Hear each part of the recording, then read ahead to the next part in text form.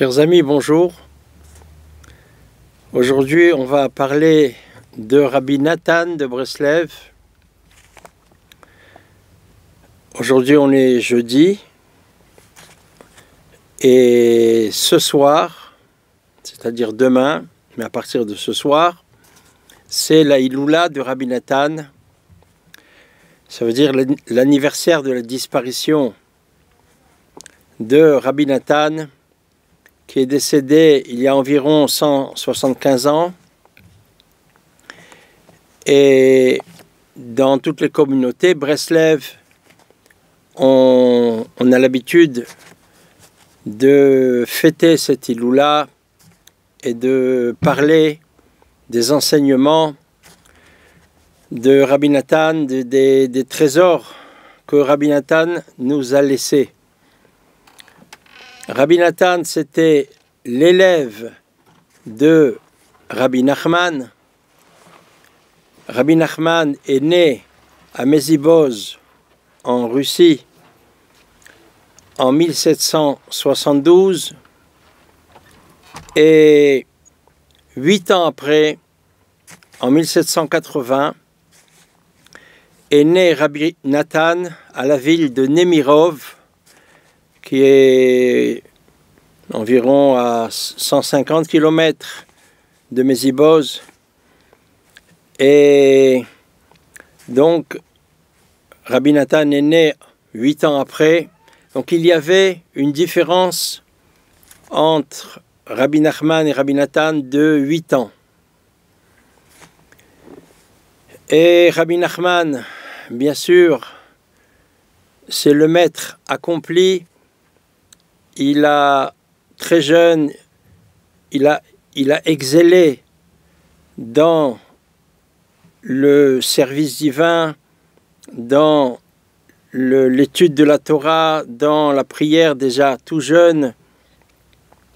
Et à 13 ans, il a dit lui-même qu'il avait déjà dépassé le niveau du Baal Shem Tov. Le Baal Shem Tov qui est un des plus grands tzaddiks qui ait jamais existé.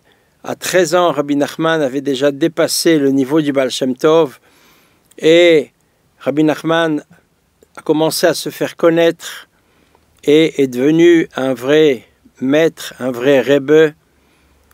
Et il avait des élèves, bien sûr.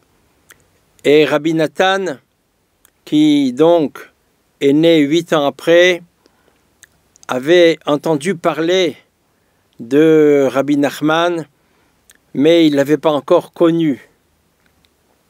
Il ne l'avait pas encore rencontré. Rabbi Nathan, c'est quelqu'un qui a toujours eu une très grande recherche. Il sentait un manque au fond de lui-même, bien qu'il était matériellement, il n'avait aucun manque puisque ses parents étaient très riches. Et c'était aussi des tzadikim, des très grands érudits, des très grands tzadikim. Et donc Rabbi Nathan a grandi dans cette ambiance. Donc on pourrait croire qu'il lui manquait rien. Il s'est marié comme Rabbi Nachman, comme on se mariait à l'époque. Ils se sont mariés à 13 ans, c'est-à-dire le jour de la bar mitzvah, il rentrait sous la choupa et il se mariait.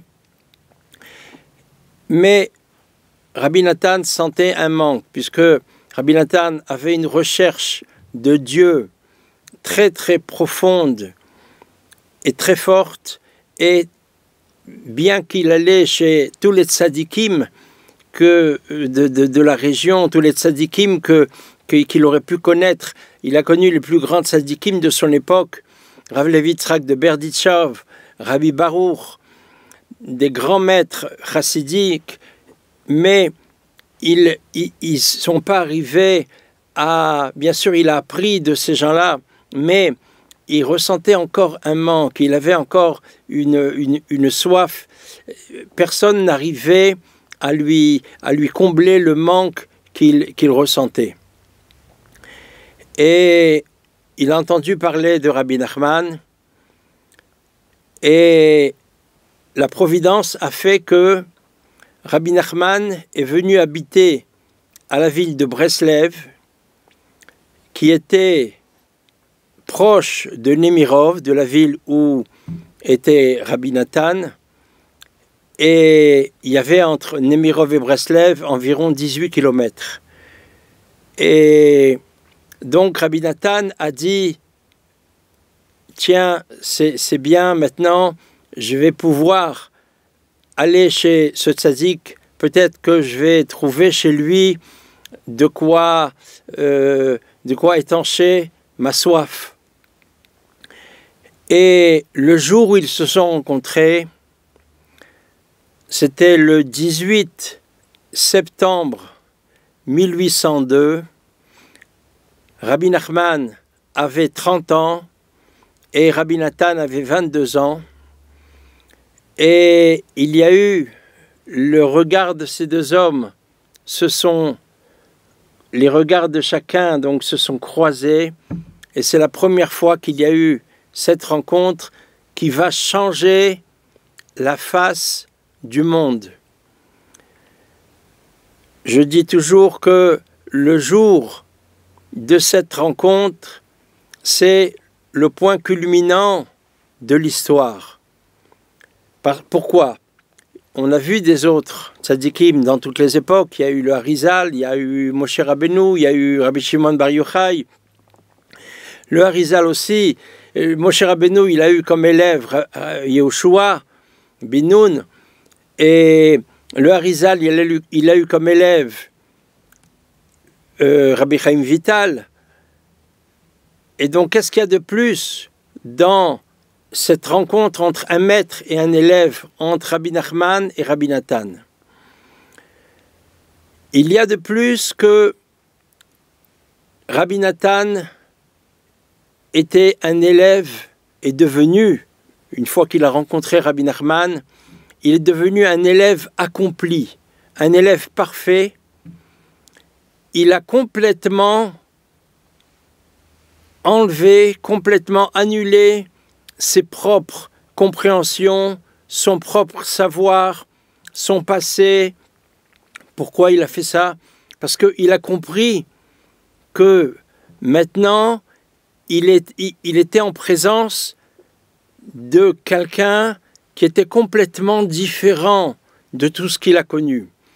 Et il a compris que s'il n'enlevait pas ses propres compréhensions, alors il ne pourrait pas profiter comme il faudrait de l'enseignement de ce nouveau maître. Et donc, il a dit, dès que je suis rentré chez Rabbi Nachman, et j'ai vu ce que j'ai vu, j'ai compris ce que j'ai compris, il a laissé son esprit à la porte. Et il est ressorti avec un homme nouveau, il est ressorti avec un nouvel esprit. Et qu'est-ce qu'il a vu? Il a vu bien sûr une grande kedusha, une grande sainteté, mais il a vu que Rabbi Nachman connaissait ses pensées profondes. Rabbi Nachman lisait complètement dans ses pensées, et ça, il n'avait jamais vu ça auparavant, d'être en présence d'un homme qui lit les moindres détails de ses pensées, des pensées profondes du cœur. Et donc il a compris que là, il était en face d'un être qui était absolument différent, même différent de tous les autres tzadikim.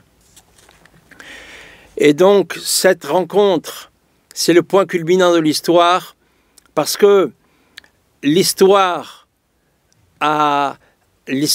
pour qu'elle arrive à son développement, pour que l'histoire du monde arrive à être complète, à être achevée, alors ça dépend d'un maître, d'un grand maître qui enseigne un chemin, comment revenir vers Dieu pour toute l'humanité, et bien sûr, en particulier pour le clan d'Israël.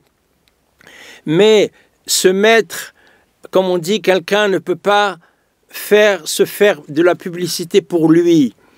Et Rabbi Nachman lui-même, il a dit, s'il n'y avait pas Rabbi Nathan, qui a transmis et qui a écrit tous mes enseignements et qui les a transmis, alors il ne serait rien resté de moi. Rabbi Nachman, bien sûr, il aurait été un très grand tzaddik, avec des élèves très nombreux et très élevés, et après, le monde aurait oublié, à Dieu préserve, Rabbi Nachman. Mais la perpétuité de Rabbi Nachman, et comme il a dit Rabbi Nachman, mon feu va brûler jusqu'au Mashiach, donc cette perpétuité, elle est grâce à Rabbi Nathan, parce que c'est Rabbi Nathan qui a compris ce qu'il a compris, et c'est lui qui a tout transmis.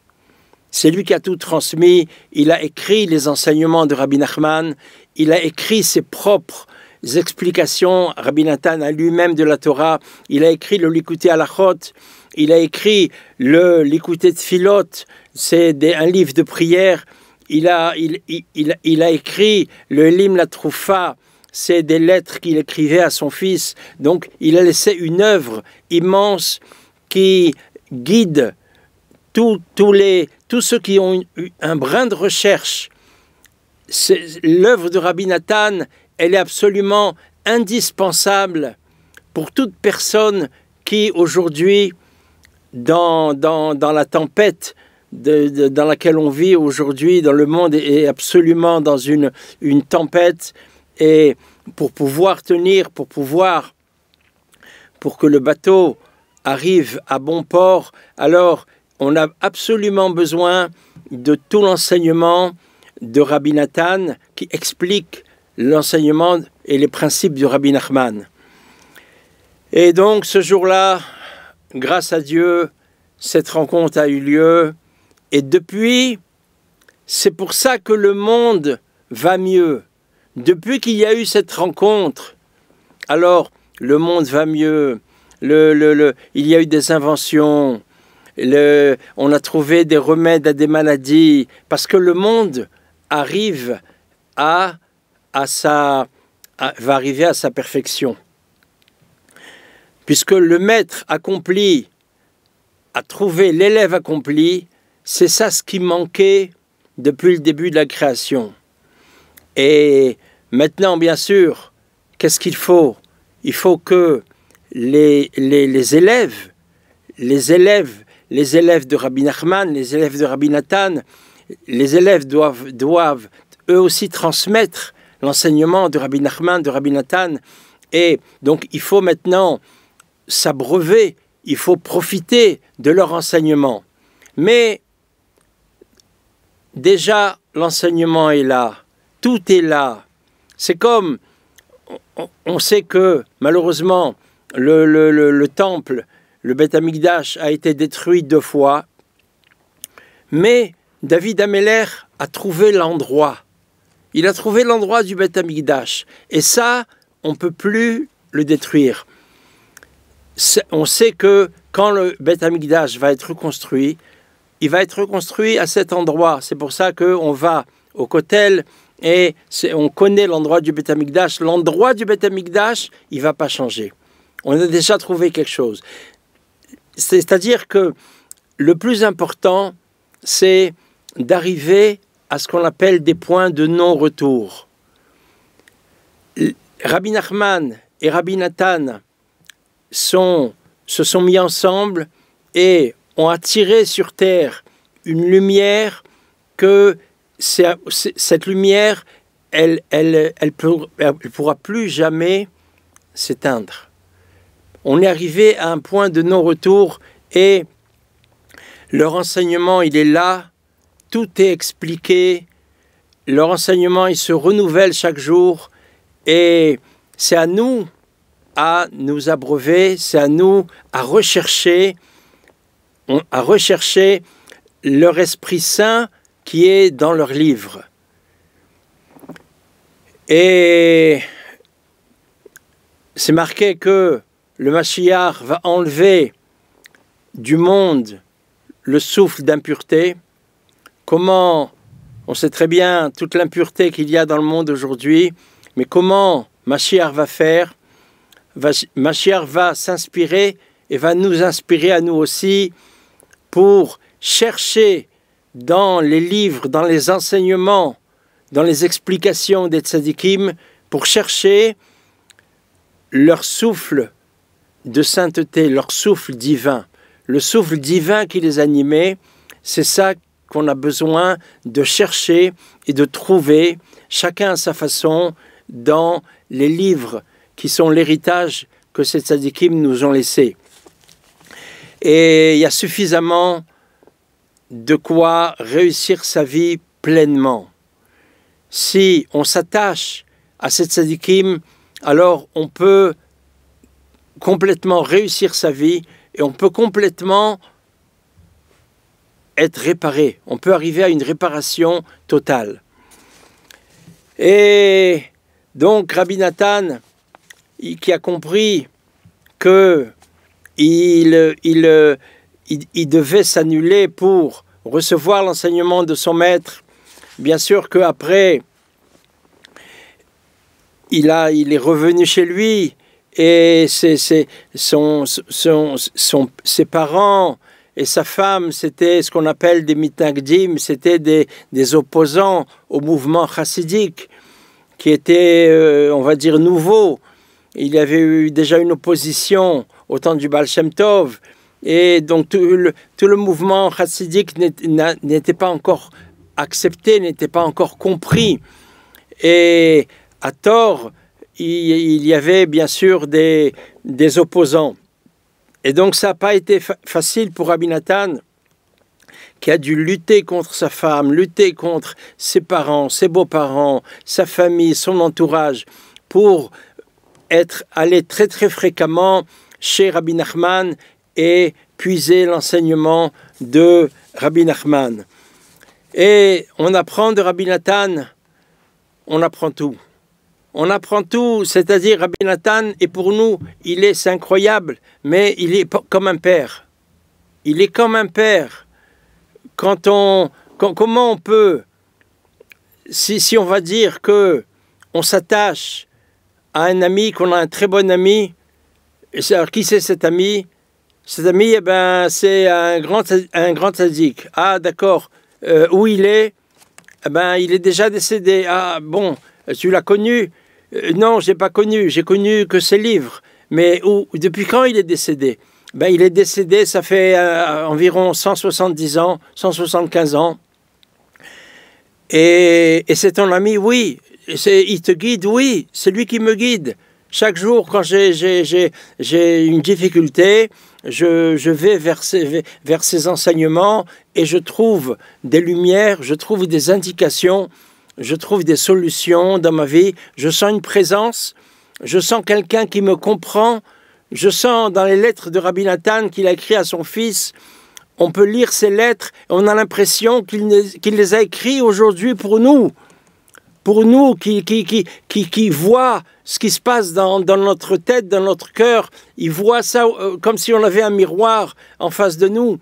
Et ça, c'est absolument extraordinaire. Donc Rabbi Nathan, c'est un père. On a trouvé quelqu'un qui trouve Rabbi Nathan, il trouve un père. C'est sûr que Rabbi Nathan, lui, il a une seule chose dans sa vie, c'est son maître. Et c'est ça ce qu'il enseigne. Il enseigne au monde entier. Il leur dit, c'est pas moi le guérisseur. C'est pas moi. Seulement moi, je sais où il est. Je sais comment il s'appelle, je sais qui c'est, et je sais expliquer ses enseignements. Rabbi Nathan dit, celui qui guérit, le maître, c'est Rabbi Nachman. Et il n'y a pas d'autre. C'est lui qu'il faut rechercher, parce que Rabbi Nachman, il se cache. Parce que Rabbi Nachman, il ne veut pas que son enseignement soit comme quelque chose qu'on trouve facilement et qu'on va après échanger pour pas grand-chose. Rabbi Nachman, il veut bien sûr, il veut enseigner, mais il se cache, il veut qu'on le recherche.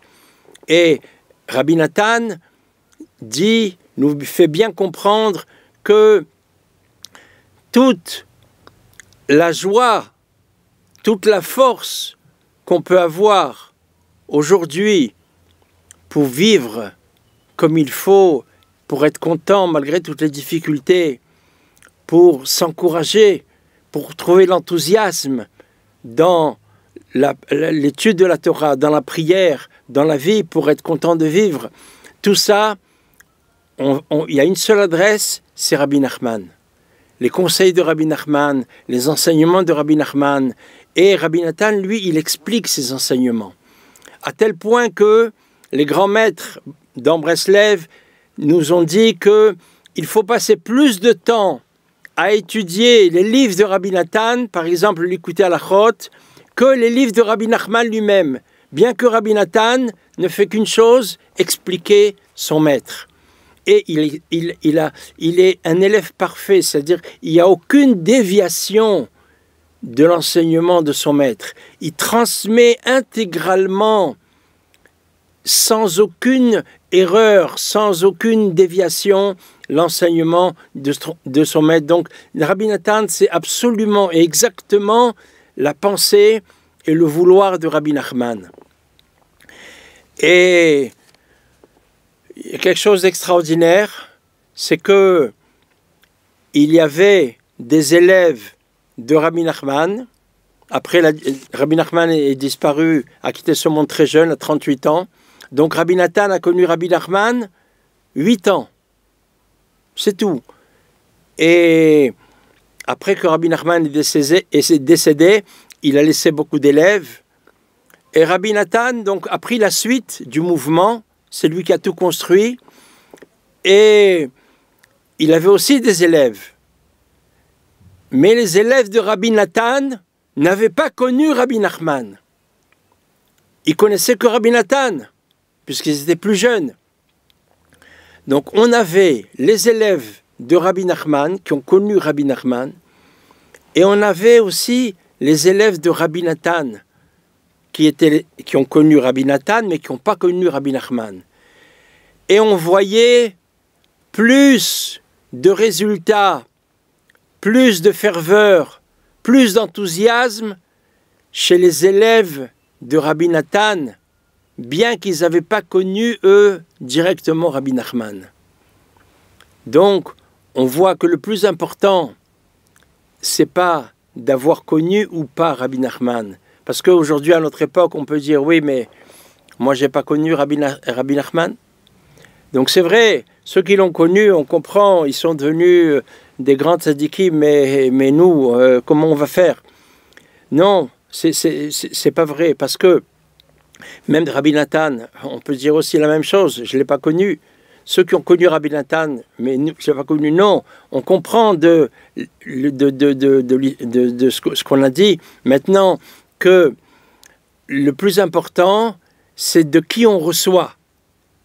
Si on reçoit les élèves de Rabbi Nathan qui ont reçu de Rabbi Nathan, ils étaient encore plus des Chassidei Breslev, on va dire, que les élèves qui ont connu Rabbi Nachman lui-même.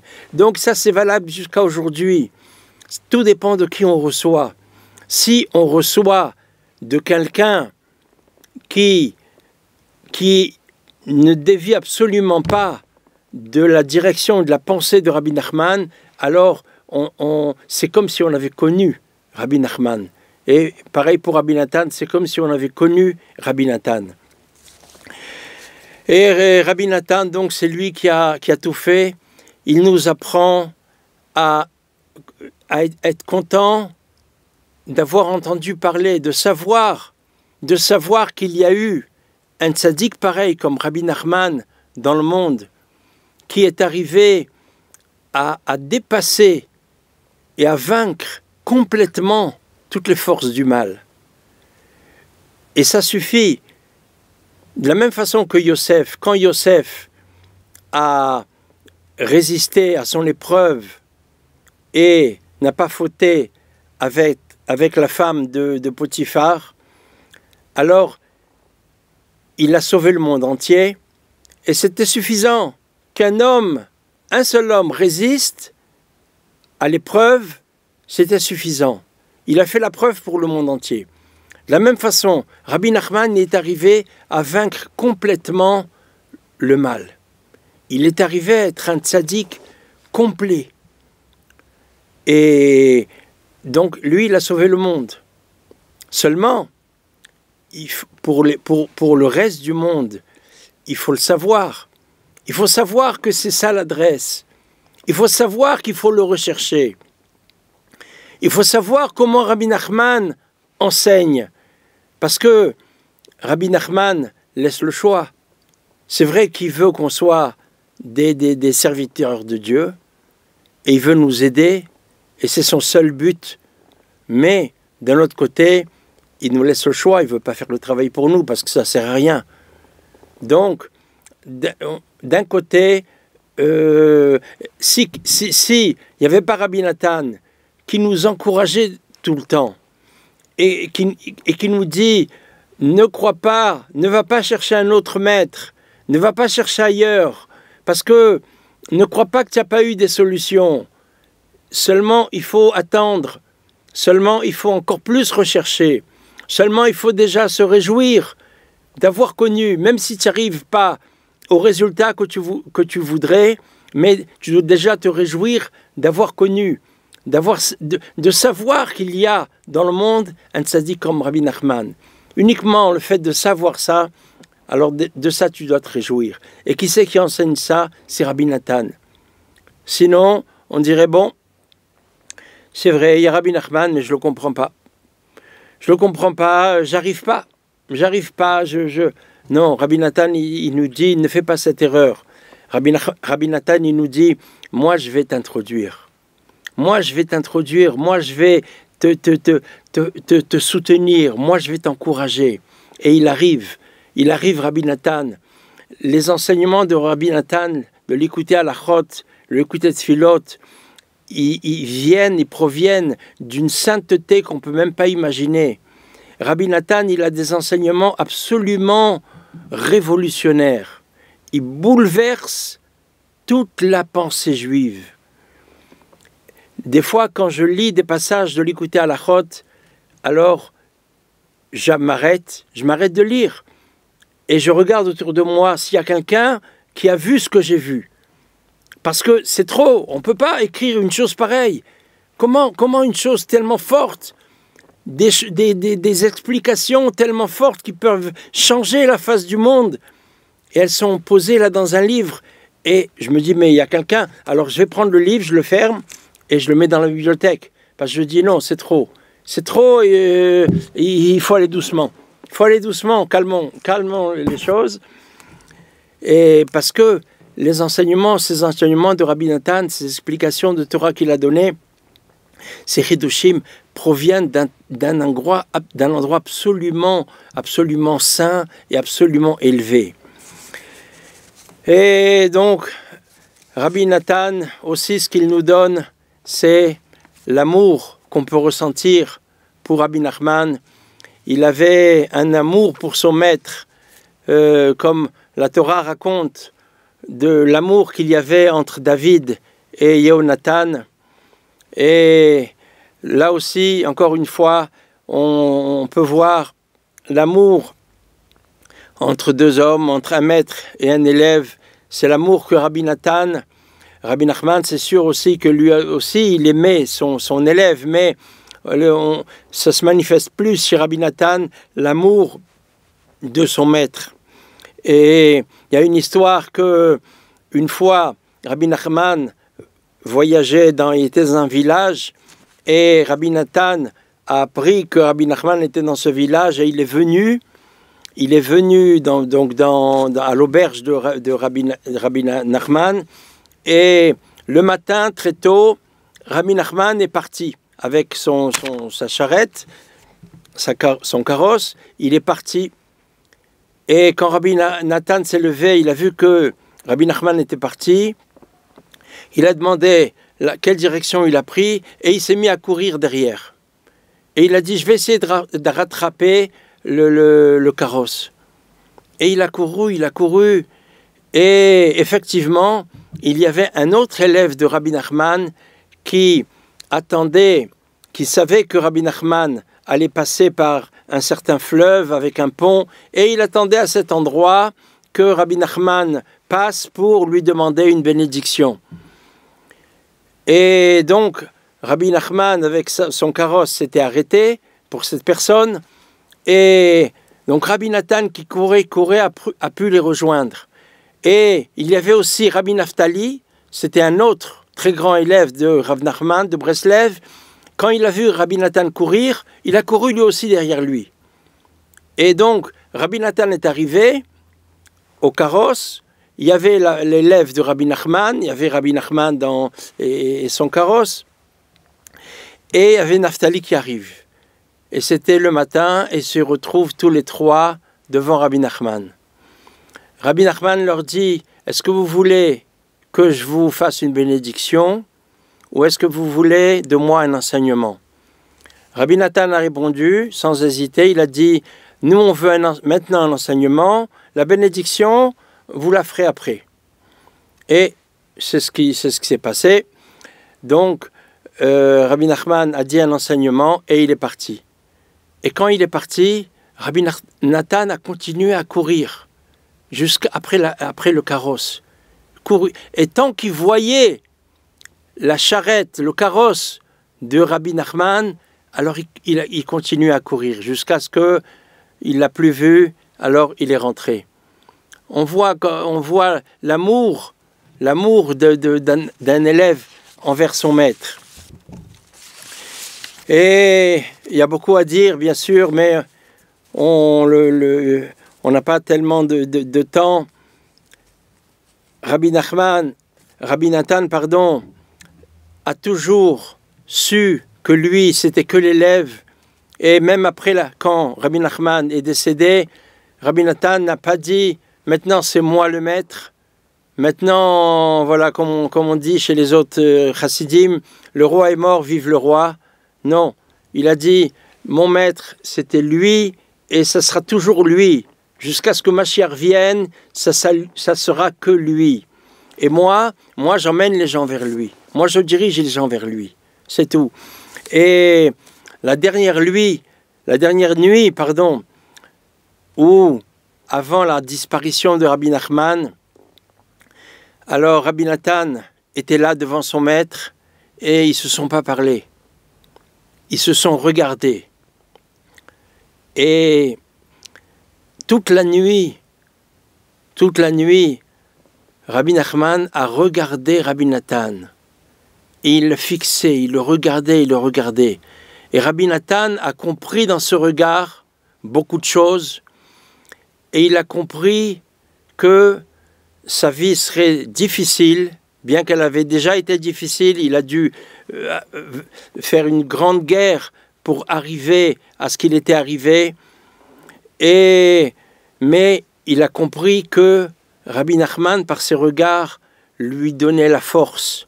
Parce qu'il aurait de grandes difficultés pour mener à bien son projet d'installer et de transmettre la Chassidut Breslev à toutes les générations. C'est ce qu'a fait Rabbi Nathan. Donc Rabbi Nachman a compris que ça serait absolument pas facile et toute la nuit il l'a regardé et c'était un regard d'encouragement. Et voilà, donc Rabbi Nachman nous a quittés et Rabbi Nathan a pris la suite et il a tout dévoilé comme